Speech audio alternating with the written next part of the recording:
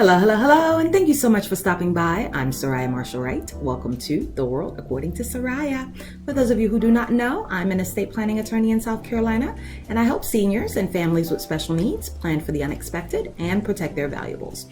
Now, although I am not a medical professional, I'm going to try to explain the difference between Alzheimer's and dementia. A lot of people use these interchangeably, but they are actually not the same thing.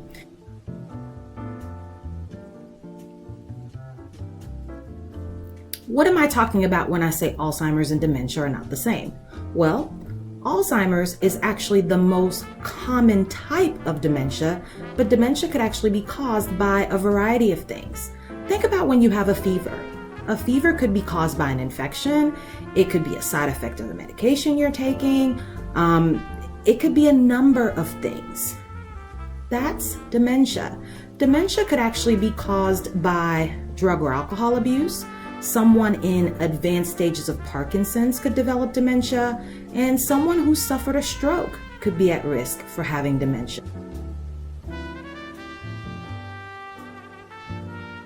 I've got some tips for you, things that you should consider to make sure that your loved one receives the right care from the right facility. Number one, how many hands do they have on deck? What is the staff to resident ratio? Who are those people specifically? What type of training do they receive?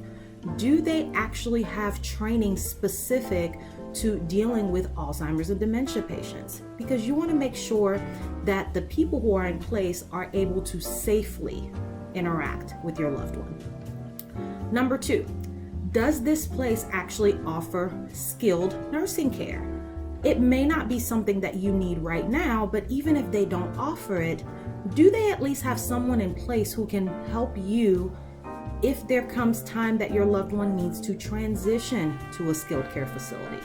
There's nothing more frustrating than having to move a loved one and not even knowing where to start. Number three, how secure is this place? Can people just walk in and out? Do they have to be buzzed in if they don't live there? Is it safe enough that residents just can't push the door and run outside? That's very important, and even if it's not something you're considering or having issues with right now, as the illness progresses, it's something that could really be dangerous if they're not in a safe environment. Number four, does this place accept Medicaid? Even if they don't accept Medicaid, again, is there someone on staff who's knowledgeable enough who can help you transition to a facility that accepts Medicaid? These facilities are expensive, and while you and your loved one may have enough cash to pay out of pocket right now, if they're in there for a significant amount of time, you may not be able to sustain that long term, and Medicaid may be your only option. So that's also something to consider. Number five, what exactly is included in their cost? When they say all-inclusive, what does that really mean? Are you going to have to pay out of pocket for certain medications? Are you going to have to pay out of pocket for supplies? Those are all things that you should factor in so that you could determine what the true cost will be on a monthly basis. Because more than likely, not everything that they need will be covered by the cost.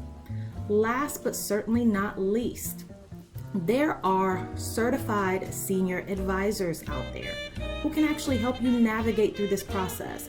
I actually have some in my network. These people visit all of these facilities. They know the ins and outs, and they can navigate you through the process and help you find the right one for your loved one.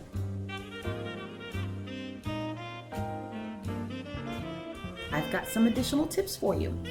The question I'm going to answer today is, when is it too late for someone who's been diagnosed with Alzheimer's to get a new will or a new power of attorney?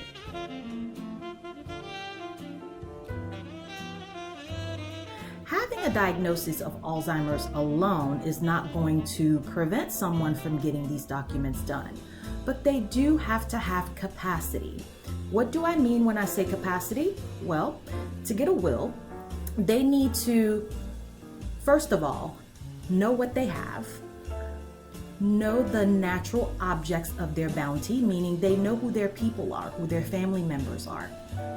They know who they want to leave their items to, and they understand generally what their actions are going to translate to, what signing those documents will ultimately mean.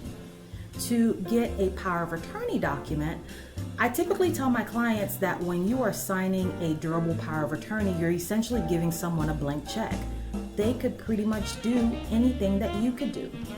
They have to be in a position to fully understand what that means. They have to understand the type of power that they are giving away. They have to be in their right mind enough to understand the role that this person is going to play and potentially the damage that they could create.